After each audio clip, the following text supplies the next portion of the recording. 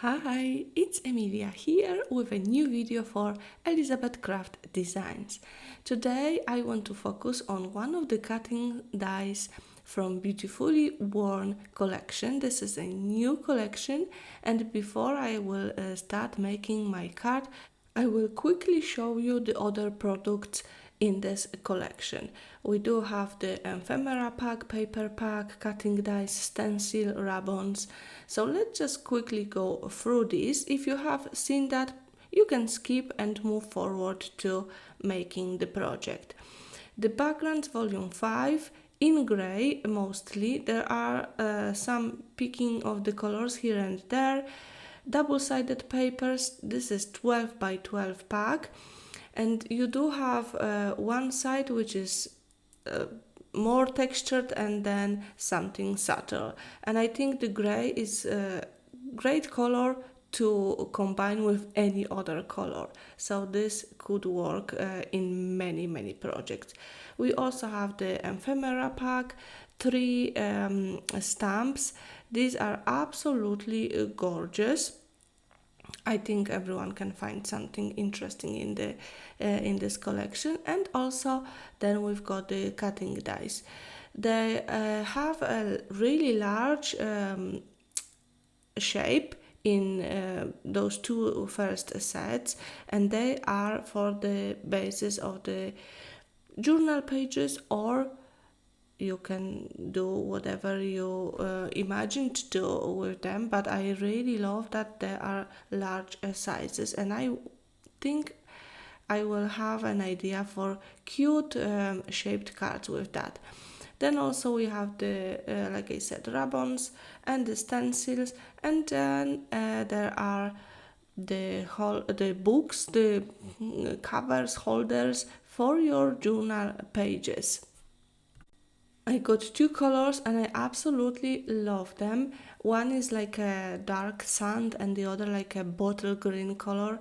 Beautiful. The cover is like a leather, and then we've got the rubber inside to keep your pages, and then also the rubber band outside.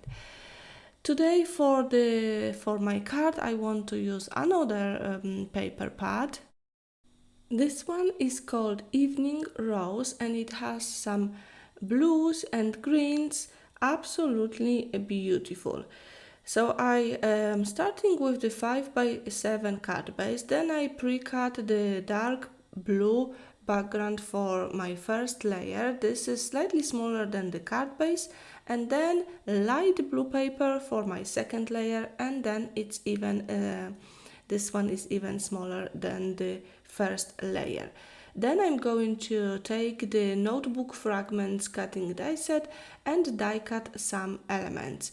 And if you think that this was designed for art journaling, please do not think like that. You can use it for whatever you want, and today I will show you that on the card it will look absolutely stunning. I've chosen quite plain papers for my background because I straight away knew I want to add some stamping to add more interest, and the stamps from the Beautifully Worn collections are just perfect for that. So here I'm using Perfectly Imperfect set, and this set is great for any project. I'm sure for the journaling and art journaling and making albums as well. While I've got my ink out, I'm going to darken some of the edges, and then I decided to add even more stamping to one of the die cut elements. Then I started inking the flowers. The flowers are leftovers from my last video. They are a bit bright, so I'm going to go with this brown ink just to mute the yellow. I've attached first layer to my card base just using glue, and then I'm distressing the edges of the second layer. For adhering that, I'm going to use the chipboard between the layers to add dimension, and then I'm adhering the first large element.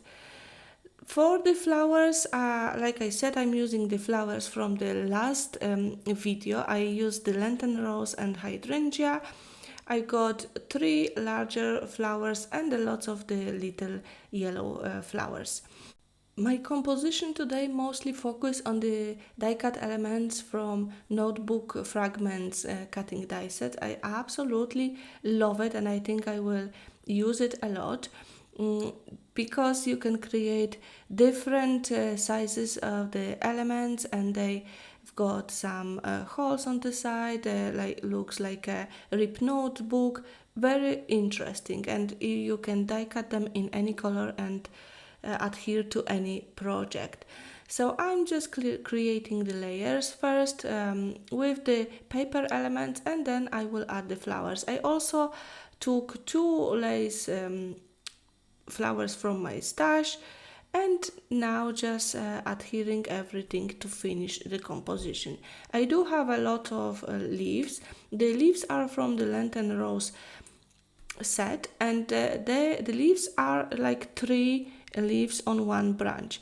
I divided them in 2, but then also I thought I'm going to make them even smaller because I want the leaves to be closer together and pushed more under the flowers, so I trimmed them and I also squashed the edges.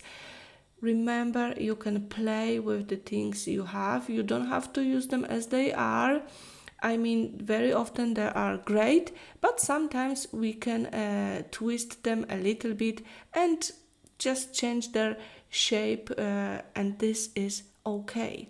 Now I will finish off the composition. I'm going to scatter the little flowers on my card.